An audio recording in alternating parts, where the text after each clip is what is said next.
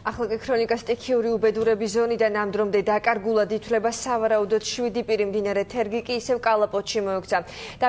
დაგუბებულმა წყლის დონემ დაიწია და სამუშაოები ახალ ეტაპზე გადავიდა. იგეგმება ლართან დამაკავშირებელი სათადარიგო გზის მშენებლობა, სომხეთს კი გაზის მიწოდება სავარაუდოდ 3 დღეში აღუდგება.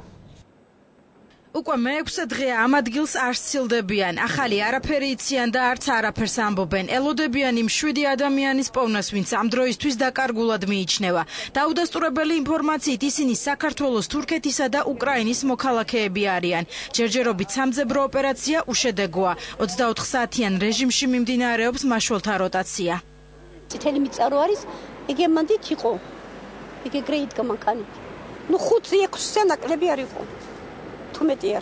ეს თურქები მანდ იყო კემპი მათი, ეს გორაირო არის. მანდ ცხოვრობდნენ და ეზოში იყვნენ, გამოსულები იყვნენ გარეთ. და რომ კივოდი და უძახოდი რომ მყინვარი წამოვიდა და გაიქეც თავს უშველეთ. ემის ხრიალზე და გრიალზე ქვის ერთურს ეგლებოდა ქვები, რაღაც საშინელი ხმა იყრბიც.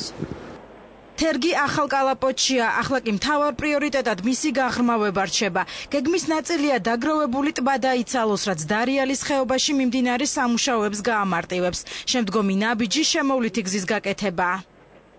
რაც შეეხება თერგის მიმართულებას, ის უკვე ახალ კალაპოტშია მოქცეული, დილიდან მიმდინარეობს დაღრმავება თვითონ სიღრმის ამ კალაპოტის, რაც უკვე მიღწეული იქნა. ალბათ ვფიქრობთ, რომ კიდევ უფრო გავააქტიურებთ ამ სამუშაოებს, რათა მთლიანად მოხდეს რეზერვუარის, რაც შეიძლება მალე დაცლა. რაც შეეხება გვირაბის მიმართულებით, აქ უკვე წყალი აღარ მიედინება, გვირაბში შესული არიან მაშველები და აწარმოებენ შესაბამის სამაშველო სამუშაოებს.